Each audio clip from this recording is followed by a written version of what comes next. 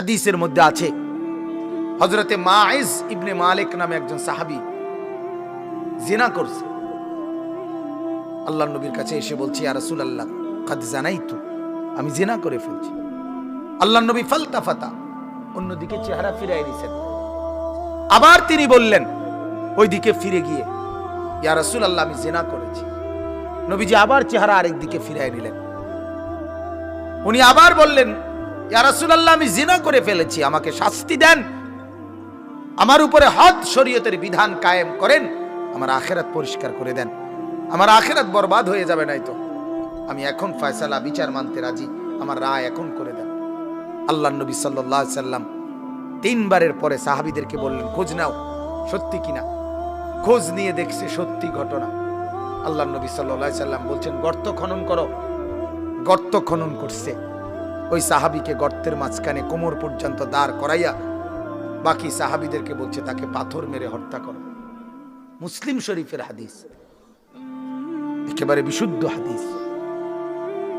যখন পাথর মেরে হত্যা করছে, তখন পাথরের আঘাতের কারণে ওনার শরীর থেকে রক্তের ছিটা একজন সাহাবীর গায়ে আইসা লাগছে।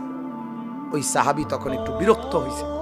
বিরক্ত হইয়া বলছে, আহ, এক নাফরমানের রক্ত লাগলো, এক বদকারের রক্ত গায়ে লাগলো তো, মানে এরকম একটা বিরক্তি দেখাইছে। সাথে সাথে আল্লাহর নবী সাল্লাল্লাহু আলাইহি ওয়াসাল্লাম নবীজি বললেন, হে সাহাবী তুমি এটা কি বললা, কি বললা? আমার এই মায়েজ গোটা পৃথিবী যা জানতো না, নিজের অপরাধ নিজে স্বীকার করে, নিজের শাস্তি নিজে গ্রহণ করে তওবা করছে। এটাই তো তার শ্রেষ্ঠতম তওবা। আখিরাতের ভয়ে নিজেকে শাস্তির সামনে পেশ করে দিছে।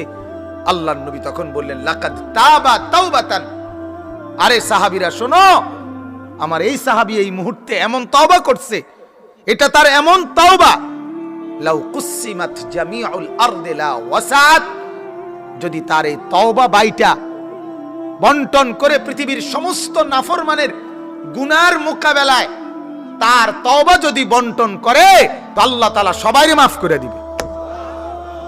তার তওবা এত ভারী, কারণ সে তো নিজের অপরাধ নিজে কি করছে, স্বীকার করে নিছে। পৃথিবীকে ভয় পায় নাই, আল্লাহকে ভয় পাইছে। লোক লজ্জার চিন্তা করে নাই, আখিরাতকে ভয় করছে। এজন্য বাপ এটা মনে রাখবেন, ইদা সাররাতকা হাসানাতুকা ওয়া সাআতকা সাইয়্যাতুকা ফাআনতা মুমিন। নেক কাজ করলে যখন দিলের মধ্যে ভালো লাগে, মনটা আজকে ভালো লাগছে, ভাই এক গরিবকে 10টা টাকা দিতে পারছি, আজকে মনটার মধ্যে একটু খুশি লাগছে, ভাই এক বিধবা নারীকে একটু সহযোগিতা করতে পারছি, এক অন্ধ মানুষকে, এক পথিককে উপকার করতে পারছি।